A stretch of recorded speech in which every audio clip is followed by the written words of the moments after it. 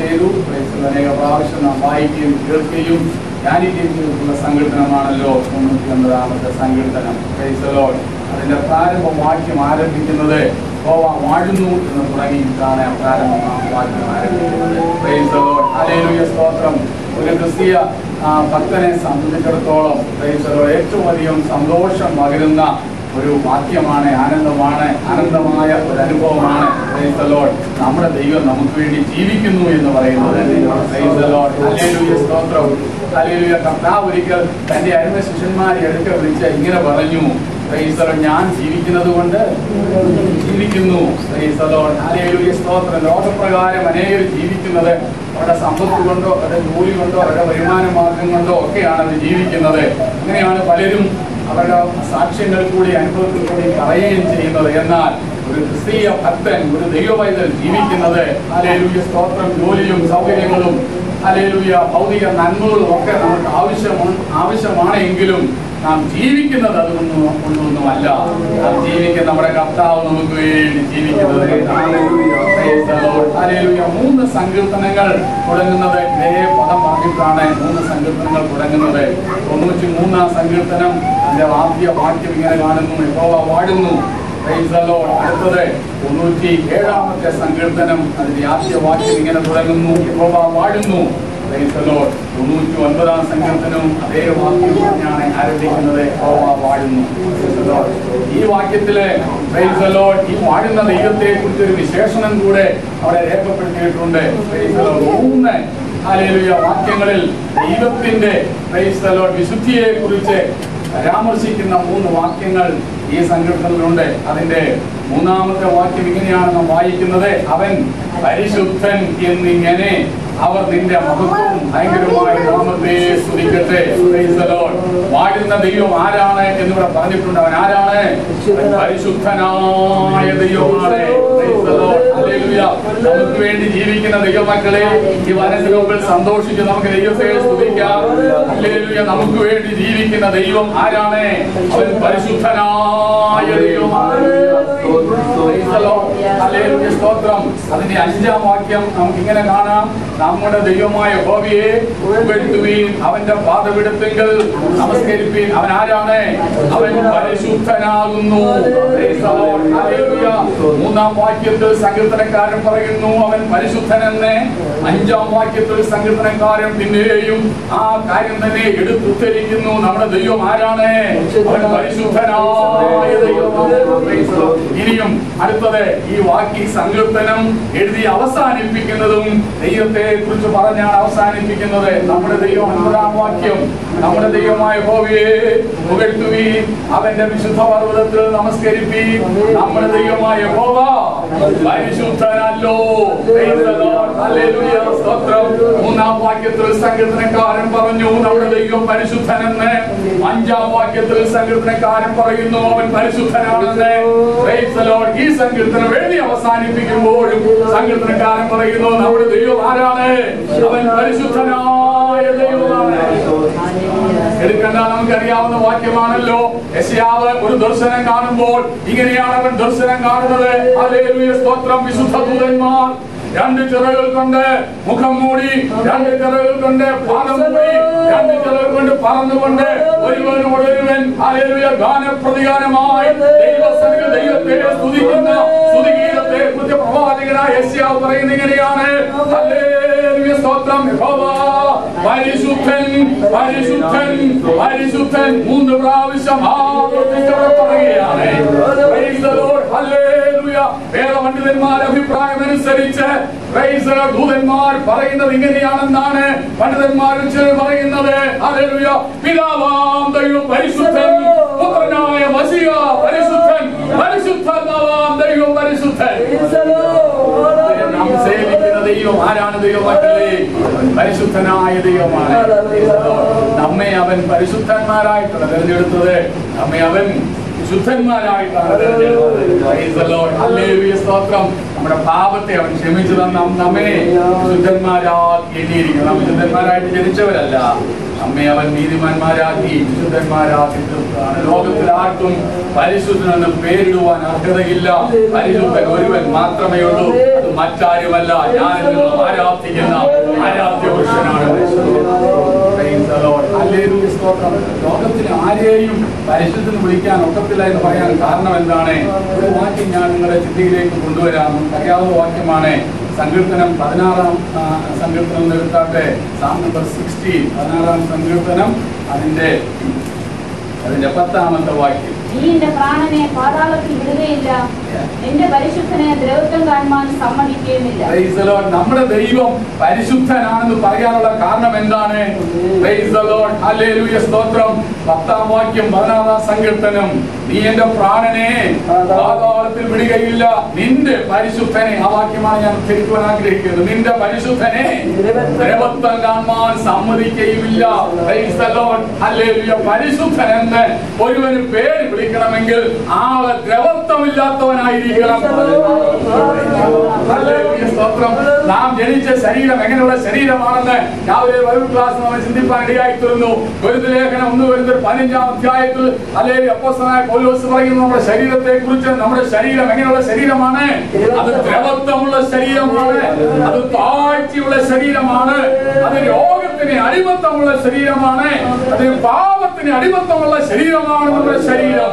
എന്നാൽ ദൈവപുത്രനായ യേശുവിന്റെ ശരീരം, അവൻ പുരുഷന്റെ ഇച്ഛയാൽ ഭൂമിയിലേക്ക് വന്നവനല്ല, അവൻ പരിശുദ്ധാത്മാവിനാൽ ഉത്ഭവനായവനായതുകൊണ്ട് അവന്റെ ശരീരം പരിശുദ്ധമായ ശരീരമായിരുന്നു.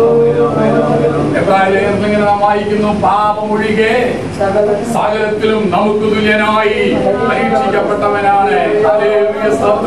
അവന് പാപത്തിന്റെ ലവശേഷം ചിന്തയില്ലായിരുന്നു, പാപത്തിന്റെ വശീകരണ ശക്തിയില്ലാത്ത ഒരു ശരീരമായിരുന്നു അവന്റേത്. എന്റെയും നിങ്ങളുടെയും ശരീരം പാപത്തിന് വശീകരണ ശക്തിയുള്ള ശരീരമാണ്, രോഗത്തിന് അധീനമാകുന്ന ശരീരമാണ്, ഹല്ലേലൂയ, ബലഹീനതയുള്ള ശരീരമാണ്. ഹല്ലേലൂയ, സ്തോത്രം. നാം മരിച്ചു ചില മണിക്കൂറുകൾ കഴിയുമ്പോൾ ഹല്ലേലൂയ ഒഴിവും, ഹല്ലേലൂയ, ഹല്ലേലൂയ, സ്തോത്രം, ചിത്രജീവികളും നമ്മുടെ ശരീരത്തെ അപഹരിച്ചു കളഞ്ഞ് ആ ദ്രവിച്ചു പോകുന്ന ഒരു ശരീരമാണ് നമ്മുടെ ശരീരം.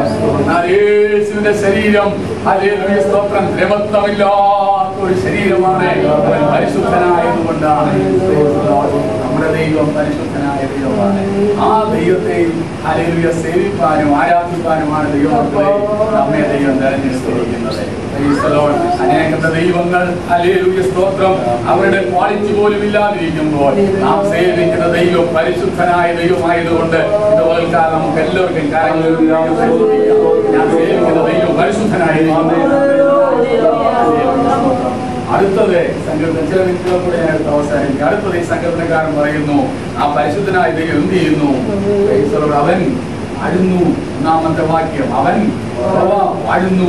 അവൻ പരിശുദ്ധൻ എന്ന് മാത്രമല്ല, അവൻ എന്ത് ചെയ്യുന്നു? ജീവിക്കുന്ന ദൈവമാണ്. ജീവിക്കുന്ന ദൈവമാണ്. യേശുവിനെ, ഹല്ലേലൂയ, സ്തോത്രം, ക്രൂശിലേറ്റി അവൻ പ്രാണനെ വിട്ടു കഴിഞ്ഞപ്പോൾ ശത്രു ജയാരവം മുഴക്കിക്കാണും. സാത്താനെ കോടതിയെല്ലാം വിളിച്ചു കൂട്ടി. ഹല്ലേലൂയ, സാത്താൻ, ഹല്ലേലൂയ, സന്തോഷിച്ചു കാണും. എന്താ സന്തോഷിക്കാൻ കാരണം? അവന്റെ കഥ അതോടുകൂടി അഴിഞ്ഞുവെന്ന് ചിന്തിച്ചു കാണും. അവനെ കല്ലറയിൽ കൊണ്ട് അടക്കം ചെയ്ത് ഹല്ലേലൂയ വലിയൊരു കല്ലുരുട്ടി, ഹല്ലേലൂയ, സ്തോത്രം, യേശുവിനെ വെച്ച കല്ലറയുടെ മുൻപിൽ വെച്ച് അടച്ചു കഴിഞ്ഞപ്പോൾ ഹല്ലേലൂയ, സ്തോത്രം, സാത്താൻ വിചാരിച്ചു കാണും എന്റെ കഥ കഴിഞ്ഞു എന്ന് വിചാരിച്ച് സാത്താൻ മുഴുവനും ജയാരവം കൊണ്ടാടി കാണും. ഹല്ലേലൂയ, സ്തോത്രം.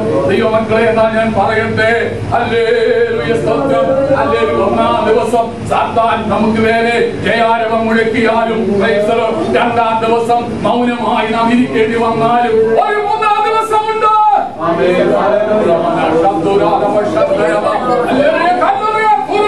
അവൻ പുറത്തു വരുന്ന ഒരു ദിവസമുണ്ട്.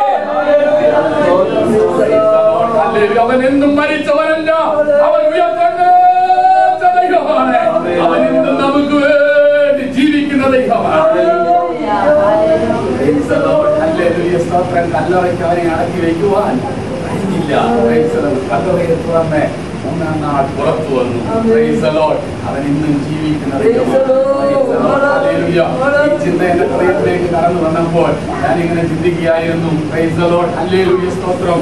നമ്മുടെ ആരെങ്കിലും വീട്ടിലുള്ള ഒരാള്, ഹല്ലേലൂയ സ്തോത്രം, വീട്ടിലൊരാള് ഒരു പോലീസ് ഇൻസ്പെക്ടറോ ഒരു സബ് ഇൻസ്പെക്ടറോ ഒക്കെ ആയിക്കൊണ്ടേ അദ്ദേഹം റിട്ടയർ ചെയ്ത് ഹല്ലേലൂയ ആ ശരീരത്തിൽ വിലകിനെ നോക്കിയായി വീട്ടിൽ വിശ്രമിച്ചാലും ഹല്ലേലൂയ നമ്മൾ ആളിനെ പരിചയപ്പെടുത്തുമ്പോൾ എന്ന് പറയും, ഞങ്ങളുടെ അമ്മാച്ചന്റെ മോനെ സബ് ഇൻസ്പെക്ടർ ആയിരുന്നു, അദ്ദേഹത്തെ കൊണ്ട് ഒരു കാര്യത്തിനും മുള്ളത്തില്ല, അതും പിടിച്ച് ഡയബറ്റിക്കും മുട്ടും പിടിച്ച് കടത്തിലായി കിടക്കുകയാണെങ്കിലും ഹല്ലേലൂയ റിട്ടയർ ചെയ്ത പോലീസ് ഓഫീസറെ കുറിച്ചും നമ്മൾ വളരെ പ്രശംസയായിട്ടാണ് പറയുന്നത്. എന്താ, എന്റെ വീട്ടിലൊരു പോലീസ് ഇൻസ്പെക്ടർ ഉണ്ടായിരുന്നു, അല്ലെങ്കിൽ ഇനിയൊരു ഉദ്യോഗസ്ഥൻ ഉണ്ടായിരുന്നു എന്ന്. Price the lord. Hallelujah.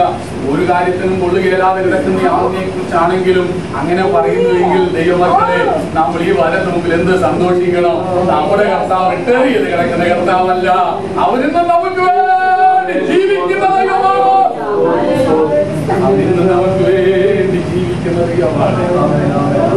Hallelujah. ഒത്തിരി തെളിവുകള് തിരുവനന്തപുരത്തിൽ നിന്ന് നിരത്തി വയ്ക്കാനെങ്കിലും ഹല്ലേലൂയ ഞാൻ ആ ഭാഗത്തേക്ക് കടക്കുന്നില്ല.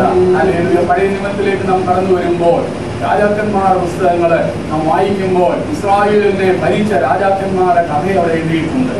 ഹല്ലേലൂയ സ്തോത്രം. ദൈവത്തെ വിശ്വസ്തയോടെ സേവിച്ച രാജാക്കന്മാരുണ്ട്, വിഗ്രഹാരാധികളായി തീർന്ന് ജനത്തെ പാപത്തിലേക്ക് നയിച്ച രാജാക്കന്മാരെ കുറിച്ച് ഇവിടെ കാണുന്നുണ്ട്. അവരെ കുറിച്ചെല്ലാം എഴുതി അവരുടെ ജീവിതാവസാനത്തെ കുറിച്ച് എഴുതിയിരിക്കുന്നത് എങ്ങനെയാണ്? ഇസ്രായേൽ അവർ ഇത്ര സംവത്സരം വാണു എന്ന് എഴുതിയിരിക്കുന്നത്.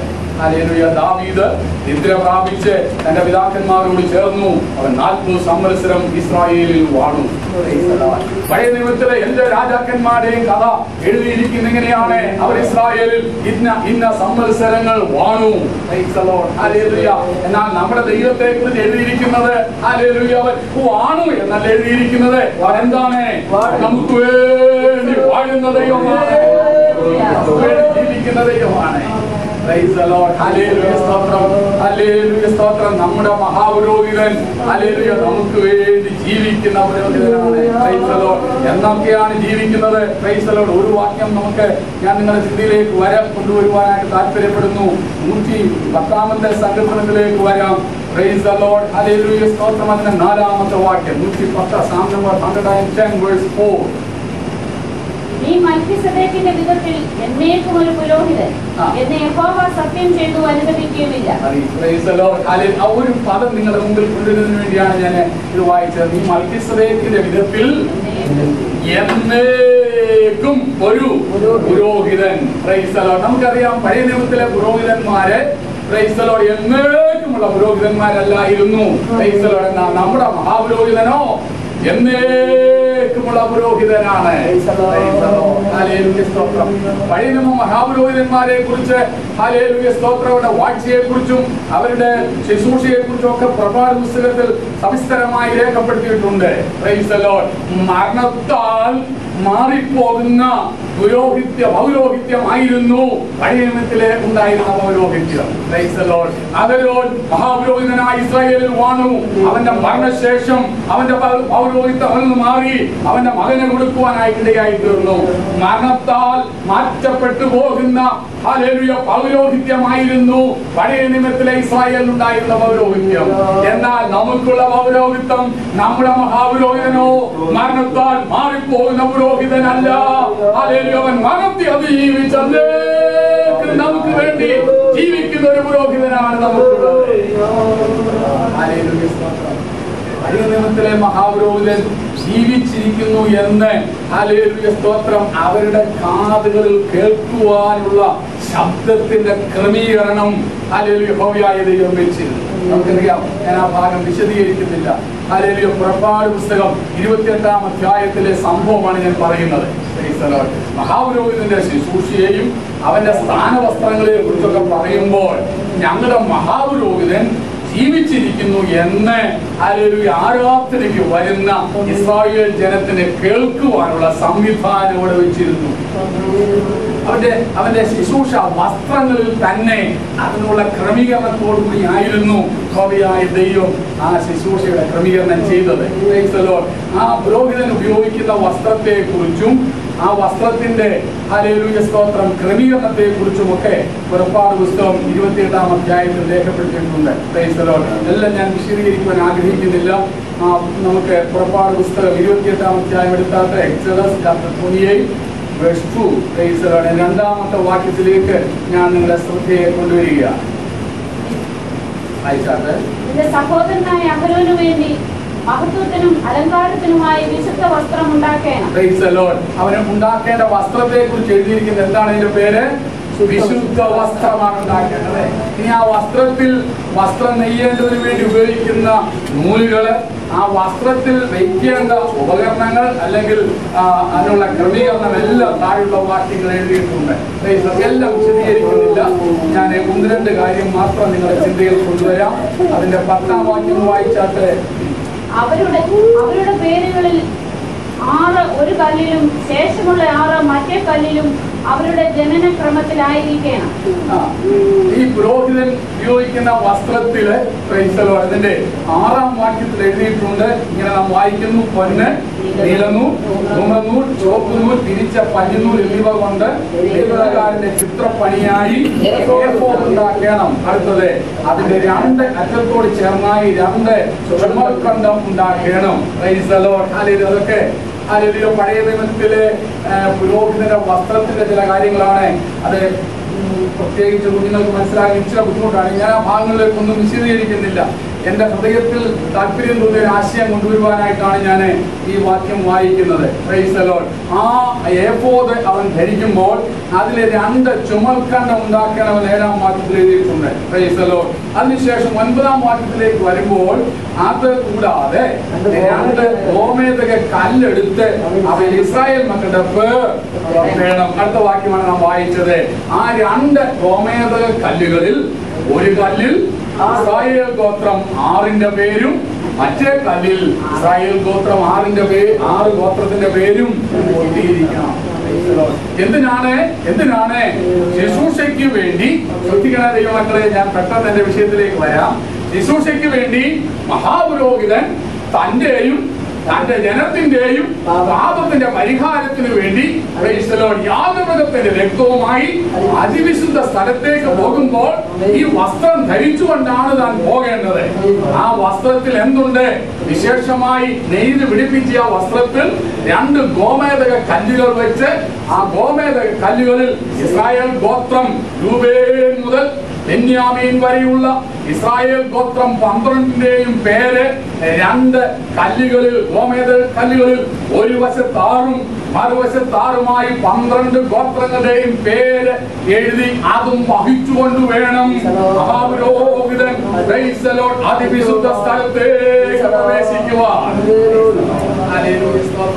ഇനിയും നമുക്ക് ഹല്ലേലൂയ സ്തോത്രം അതിന്റെ 21-ാമത്തെ വാക്യത്തിലേക്ക് കടന്നു വരാം. ഇസ്രായേൽ മക്കളുടെ പേരോടുകൂടെ അവരുടെ പേർ പോലെ 12 ആയിരിക്കണം. 12 ഗോത്രങ്ങളിൽ ഓരോന്നിന്റെ പേർ അവയിൽ മുദ്രത്തായി കൊത്തിയിരിക്കണം.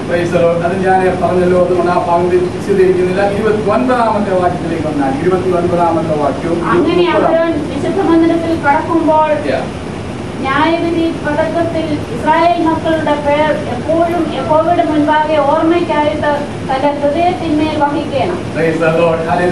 ഞാൻ വായിച്ച വാക്യത്തിൽ ഇങ്ങനെയാണ് എഴുതിയിരിക്കുന്നത്: ഇസ്രായേൽ മക്കളുടെ പേരുകൾ എഴുതിയ ന്യായവിധി പതക്കം, ഗോമേതക കല്ല്, ഇസ്രായേൽ ജനത്തിന്റെ ഇടിവിൽ നിൽക്കുന്ന ശുശ്രൂഷകൻ അതും വഹിച്ചുകൊണ്ട് വേണം എവിടേക്ക് പ്രവേശിക്കുവാൻ? അതിവിശുദ്ധ സ്ഥലത്തേക്ക് പ്രവേശിക്കുവാൻ. അവിടെ എഴുതിയിരിക്കുന്ന ഒരു വാക്യം ഇങ്ങനെയാണ്: അവന്റെ പേർ എപ്പോഴും യഹോവയുടെ മുൻപാകെ ഓർമ്മയ്ക്കായിട്ട് തന്റെ ഹൃദയത്തിന്മേൽ അവൻ വഹിച്ചുകൊണ്ട് വേണം അവിടേക്ക് പ്രവേശിക്കുവാൻ. അവൻ ഇസ്രായേൽ ഗോത്രത്തിന്റെ മുഴുവനും പ്രതിപുരുഷനായി ദൈവസഭയിൽ ഇടിവിൽ നിൽക്കുവാനായിട്ട് അവിടേക്ക് പ്രവേശിക്കുക. ഇനിയും പഴയ നിയമത്തിൽ 2 വിധത്തിലുള്ള ശുശ്രൂഷകളെ കുറിച്ച് പറയുന്നത് കാണുവാൻ കഴിയും. ഒന്ന് രാജാവ്, ഒന്ന് പ്രവാചകൻ, മറ്റൊന്ന് പുരോഹിതൻ. അങ്ങനെ 2 വിധത്തിലുള്ള ശുശ്രൂഷകളാണ് ഇസ്രായേൽ സഭയിൽ ഉണ്ടായിരുന്നത്. പ്രവാചകന്റെ ജോലി എന്താണ്? പ്രവാചകന്റെ ജോലി സ്തോത്രം ദൈവത്തിൽ നിന്ന് അരുളപ്പാടുകൾ പ്രാപിച്ച് ജനത്തിന് കൊടുക്കുന്ന ജോലിയാണ് പ്രവാചകനുള്ളത്. പഴയ നിയമത്തിലെ പ്രവാചകന്മാരെ കുറിച്ച് നാം വായിക്കുന്നു. ശക്തമായി രാജാക്കന്മാരുടെ നെഞ്ചിൽ നേരെ വിരൽ ചൂണ്ടിയിട്ട് പ്രവാചകൻ പറയുകയാണ്, ആ മനുഷ്യൻ നീ തന്നെ ഗോപിയായ ദൈവം നിന്നോട് സംസാരിക്കുന്നു, നീ മരിച്ചു പോകും, നിന്റെ ഗ്രഹകാര്യം മനസ്സിലാക്കുക. നെഞ്ചിന് നേരെ വിരൽ ചൂണ്ടി ദൈവം പറഞ്ഞ കാര്യങ്ങളോട് ശക്തമായി പറയുന്ന ശുശ്രൂഷയായിരുന്നു പ്രവാചകന്റേത്. എന്നാൽ പുരോഹിതന്റെ ജോലി എന്താണ്? പുരോഹിതന്റെ ജോലി അതാണ് ഇവിടെ എഴുതിയിരിക്കുന്നത്, ജനത്തിനു വേണ്ടി ദൈവത്തോട് ഇടിവ് നിൽക്കുന്ന ശുശ്രൂഷയാണ് പുരോഹിതന്റെ ജോലി. ന്യായവിധി പതക്കത്തിന്മേൽ ഇസ്രായേൽ മക്കളുടെ പേരുകൾ കൊത്തി ഞാൻ പറയുന്ന ആത്മീയ ദൂത് ഗ്രഹിച്ച ദൈവമക്കൾ ദൈവത്തെ സ്തുതിച്ചാട്ട് ഇസ്രായേൽ ഗോത്രത്തിന്റെ പേരുകൾ കൊത്തി എപ്പോഴും ദൈവസഭയിൽ ചെല്ലുമ്പോൾ രൂപേൻ മുതൽ ബെന്യാമീൻ വരെയുള്ള 12 ഗോത്രത്തെയും വഹിച്ചുകൊണ്ട് ദൈവസഭയിൽ ഇടിവ് നിൽക്കുന്ന ശുശ്രൂഷയാണ് പുരോഹിതൻ ചെയ്തുകൊണ്ടിരിക്കുന്നത്. അടുത്തത്, ആ പുരോഹിതനും എത്ര വരെ ശുശ്രൂഷിക്കാനൊക്കത്തുള്ളൂ? മരണം വരെ ശുശ്രൂഷിക്കാനൊക്കത്തുള്ളൂ.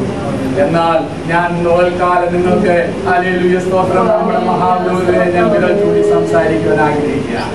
നമ്മുടെ മഹാപുരോഹിതൻ പ്രൈസ് ദി ലോർഡ് ഹല്ലേലൂയ ചില കാലയളവിലേക്ക് മാത്രമല്ല, അവന്റെ മരണത്താൽ മാറ്റം വരാത്തൊരു പുരോഹിതനാണ് നമ്മുടെ മഹാപുരോഹിതൻ.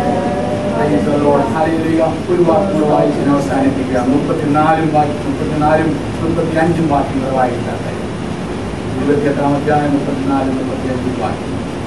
അങ്കിയുടെ വിളിമ്പിൽ